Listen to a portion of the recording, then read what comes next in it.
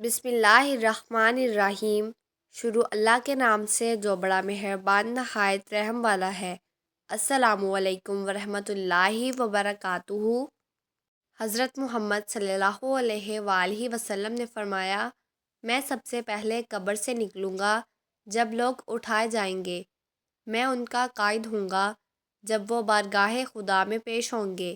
ان کا خطیب میں ہوں گا جب وہ خاموش ہوں گے۔ ان کی شفاعت کروں گا جب وہ گرفتار بلا ہوں گے۔ انہیں خوشخبری سناؤں گا جب وہ خوفزدہ ہوں گے۔ اللہ تعالی ہمیں 5 وقت کا نمازی بنائے اور نیک عمل کرنے اور دین کو سمجھنے اور اس پر عمل کرنے کی توفیق عطا فرمائے۔